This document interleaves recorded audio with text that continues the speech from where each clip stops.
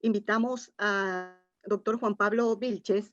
Él es médico general de la Universidad de Chile, es parte del staff de médicos del Hospital Familiar y Comunitario de Curacaví, tiene un diplomado en Educación en Ciencias de la Salud en el DEXA de la Facultad de Medicina de la Universidad de Chile y es académico y coordinador del área de pregrado en el Departamento de Atención Primaria de la Facultad de Medicina de la Universidad de Chile.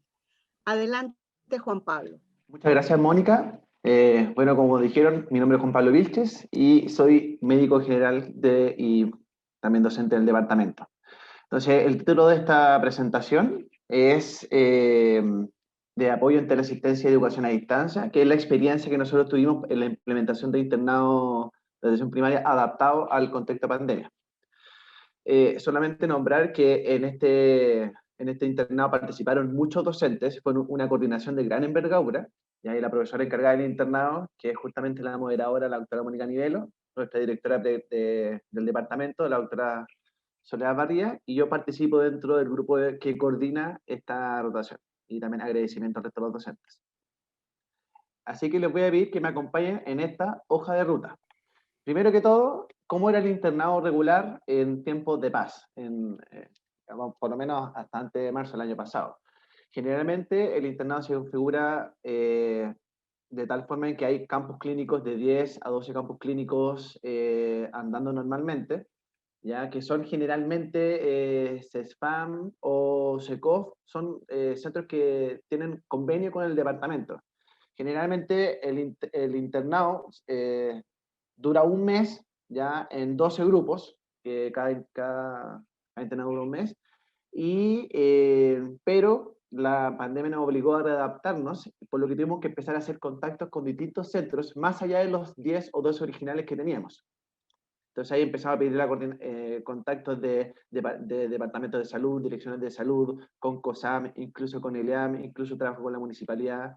Y aparte que la dificultad es que tuvimos que recibir a toda la generación que estaba en ese momento, que eran 143 internos e internas.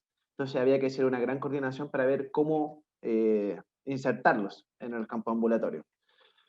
Así que lo que hicimos fue que una vez que conseguimos el contacto con todos los centros, con todos los campus clínicos, más o menos los internos se adquirieron 5 o menos 6, 5 o 6 internos por cada campus y hicieron 2 semanas del internado urbano, que se llama, que son centros ambulatorios en Santiago, y 2 semanas el internado rural, que son centros ambulatorios fuera de la provincia de Santiago. Pero todo esto fue a distancia, que ahí lo vamos a ver en una diapositiva. El número de docentes aumentó más porque tuvimos que pedir más manos dentro del departamento y la relación práctico-teórico también cambió porque en tiempos normales casi todo el mes del internado es presencial un 80% y ahora tuvo que bajarse entre comillas 50-50, que 50 era trabajo, estudio, docencia y el otro 50 era apoyo en teleasistencia. Entonces nosotros teníamos un programa de internado original en el cual tuvimos que analizar los indicadores de logro y ver cuáles se podían completar en esta actividad de resistencia. Y desde ahí generamos un programa adaptado con un resumen ejecutivo para el interno, que incluso incluyó anexos referidos a qué es la teleasistencia, cómo hacer el trabajo con la familia por teléfono, qué es lo que es la vigilancia epidemiológica, entre otras cosas. Y así se generó una guía del estudiante con esos 4 indicadores de logros, de los que eran originalmente 12. Para retornar, para hacer el internado, fue todo un proceso que empezó claramente de marzo a abril. Ahí en ese tiempo estaba todo cerrado porque estaba recién empezando la pandemia, entonces se había prohibido la presencialidad. De todas maneras, los internos de medicina que estaban en 7º año, que estaban todos paralizados en su casa, decidieron de forma voluntaria, decidieron como apoyar de todas formas los centros ambulatorios. Así que, ¿cómo se llama? Bueno, al final empezaron a hacer como contactos con centros de salud de forma ambulatoria, con la Seremi, incluso con el ministerio, pero la gran mayoría fueron de hospitales, fueron internos voluntariamente a prestar ayudas a los hospitales de forma presencial o de forma a distancia. Luego en mayo-junio, una vez que la escuela nos propuso que ojalá los internados que pudiesen comenzar, comenzaran por lo menos ofreciendo la parte teórica para avanzar en algo y luego eventualmente hacer la parte práctica, nosotros propusimos hacer este internado teórico práctico. Como les comenté con esta readaptación del programa. Y luego también, por otro lado, nos coordinamos con los internos e internas para verificar si es que tenían disponibilidad de primero teléfonos móviles y luego si es que tenían disponibilidad de minutos para poder llamar y ofrecer ayuda en la teleasistencia. Hasta que finalmente, cuando se armó este castillo de coordinación, pudimos comenzar más o menos a mediados de junio esta rotación que duró un mes en total, hasta mitad de julio. Y aquí les voy a presentar cuál fue la metodología. Entonces, las actividades eran dos principalmente. Talleres de docencia a distancia, que originalmente eran dos, y teleseguimiento en centros de atención primaria, a través de este esquema. Nosotros cuando configuramos el internado pensamos que media jornada podían ofrecerse para apoyar a los centros ambulatorios en actividades de teleasistencia y otra media jornada que era de estudio autónomo para desarrollar actividades propias del internado. Lo que sale aquí en amarillo es específicamente su trabajo de estudio personal en el internado urbano y en verde es su trabajo en casa del internado rural, cada uno con bibliografía distinta. Originalmente tenemos pensado hacer 50% práctico, que era la teleasistencia, y 50% teórico, que era el estudio personal, pero dado que algunos internos ya venían con un voluntariado previo, que estaban trabajando ya en hospitales o algunos centros de salud, y aparte le ofrecimos esto de teleasistencia, decidimos reenfocar el internado y que la gran mayoría del tiempo lo dedicaran a la teleasistencia y solo un 25% a las actividades docentes que se configuraban de la siguiente forma. Nosotros le ofrecimos un taller reflexivo en el cual nosotros les pedíamos que viesen seminarios web, ya que tiene el departamento a través de su canal de YouTube, donde empezamos a recopilar experiencias de cómo se había reorganizado la atención primaria en los distintos centros del país. Y les pedimos que vieran esos videos y que ellos reflexionaran sobre cuál era el rol de estos propios centros en cómo afrontar la pandemia. Por ejemplo, la pregunta A que sale aquí, ¿qué análisis puede realizar en torno a la atención primaria durante una presentación que estuvo el encargado de la OPS aquí en Chile y otros similares? Así que de alguna forma queríamos que ellos tuviesen la experiencia tanto teórica como práctica de cuál es el rol de la atención primaria en pandemia. Tuvimos también una rúbrica de retroalimentación, tanto de su trabajo reflexivo, como también de su presentación, de su apoyo práctico, a través de esta evaluación que le dimos al tutor y esta rúbrica que le dimos a los internos. En el teleseguimiento, no solamente, para nuestra sorpresa, no solamente fue en términos de COVID, también hubieron actividades que hicieron no COVID, incluso algunos hicieron control niño sano, control adolescente, control adulto, todo en medida de teleasistencia, pero no todo fue COVID. Entonces, esto se configuró como un trabajo con familias, personas, y también trabajo comunitario intersectorial, porque algunos centros les pedían que pudiesen hacer folleto educativo o algún otro tipo de actividades relacionadas. Los internos e internas, antes de ingresar al internado, nosotros les ofrecimos un curso que ya estaba siendo gestionado previamente por la Escuela de Salud Pública de nuestra facultad, que justamente era relacionado a seguimiento de casos y contactos, de los cuales la gran mayoría de los internos los realizó antes de entrar como a este internado adaptado. Nosotros dispusimos este curso también en una plataforma Coursera para que fuese abierto y así se pudiesen integrar y hacer el curso, que contaba con 10 horas de dedicación. Y algunos de los centros también le ofrecían estos formularios para que ellos, cuando hicieron los llamados, preguntaran a las familias qué tipo de necesidades tenían y entre otras cosas. Juan Pablo, tienes un minuto. Ok.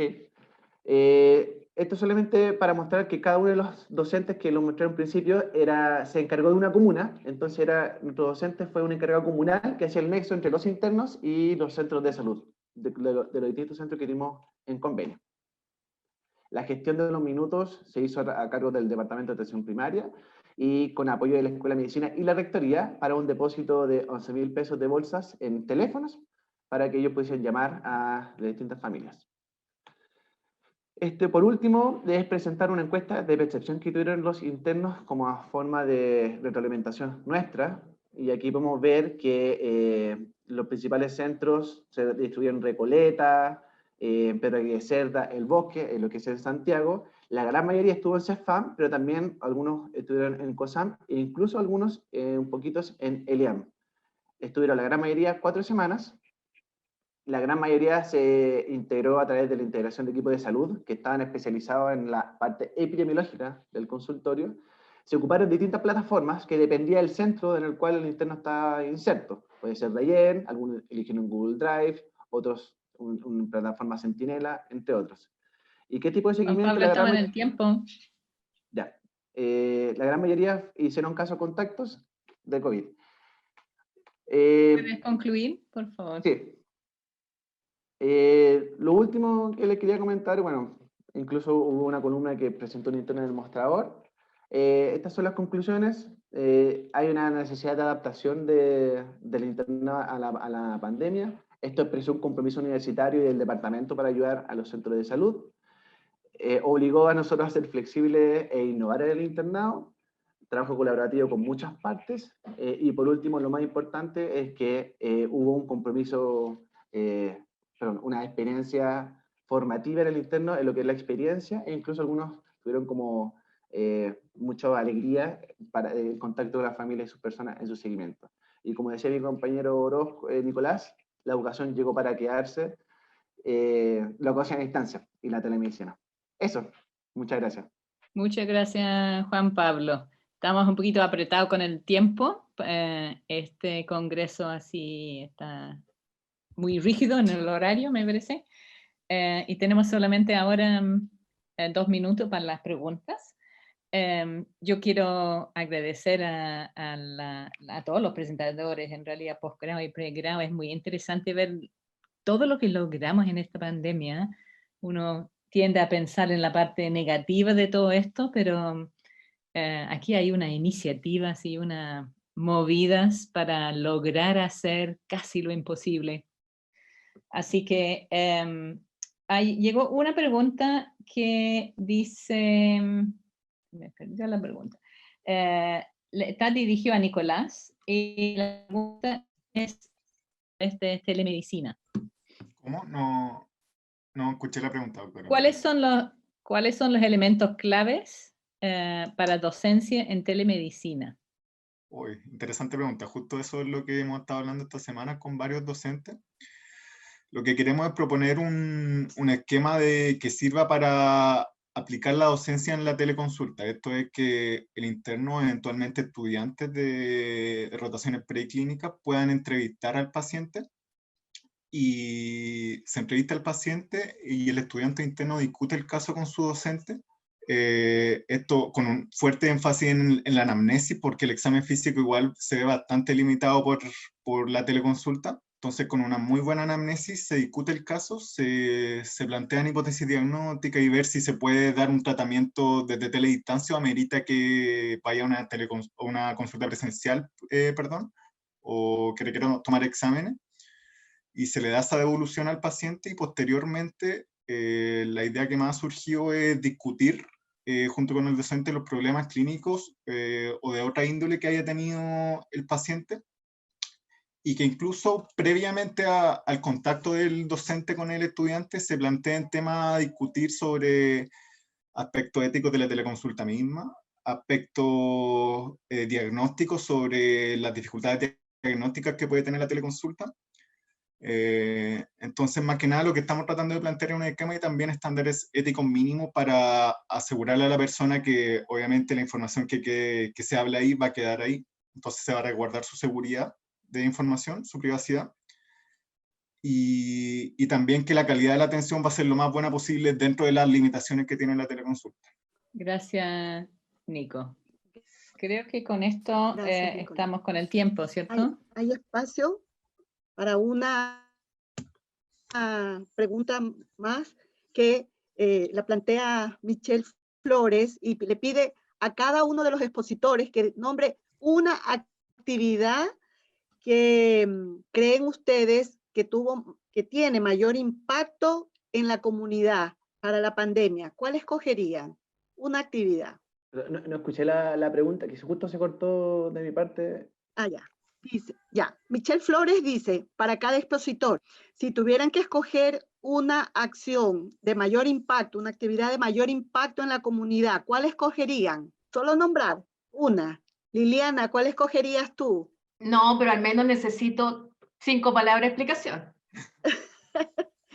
Para poder alcanzar Para nosotros a que todos lo puedan decir. Para nosotros principalmente el tema es centrado en el usuario. Nunca abandonamos las características de cada uno y nos preocupábamos realmente de todo su contexto. Muy bien.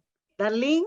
Bueno, es muy difícil también, pero no solo, bueno, parte también del centrado en el usuario, pero también centrado en la familia. O sea, yo encuentro, si me dicen una actividad, yo creo que las visitas domiciliarias integrales han sido una oportunidad de eso, de ir al territorio y a la comunidad. Muy bien. Gracias. Juan Pablo y Nicolás.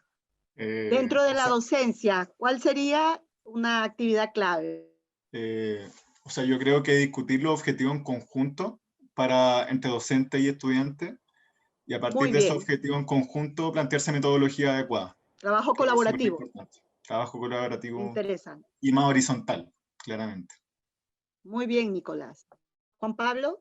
De mi parte, también centrado en el usuario. Toda la organización que se hizo fue centrada en el usuario y también la retroalimentación, el acompañamiento de la universidad y el centro hacia los internos e internas.